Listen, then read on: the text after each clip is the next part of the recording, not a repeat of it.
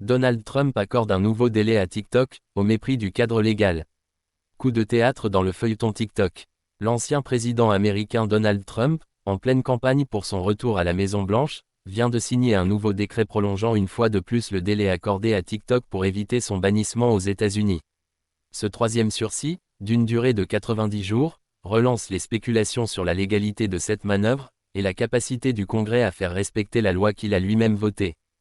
Adoptée en avril 2024, la loi baptisée Protecting Americans from Foreign Adversary Control d'Application Act, PAFACA, vise directement TikTok, accusé de mettre en péril la sécurité des données des utilisateurs américains en raison de ses liens avec la Chine.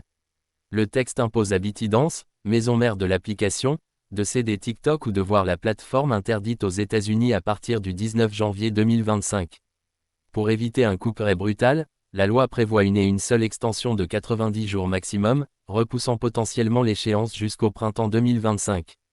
Or, à ce jour, 3 décrets successifs ont été signés, et la nouvelle échéance court désormais jusqu'à mi-septembre 2025.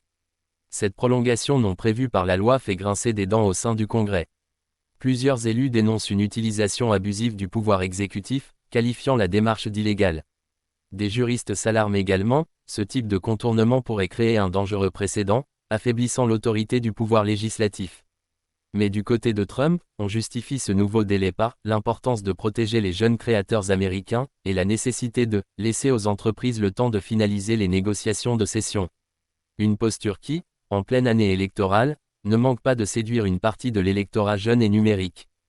Pour l'instant, aucun recours officiel n'a été déposé contre ce décret. Mais certains sénateurs évoquent déjà la possibilité de poursuites judiciaires, estimant que Trump piétine la Constitution. En parallèle, ByteDance garde le silence, tandis que TikTok continue de fonctionner normalement aux États-Unis.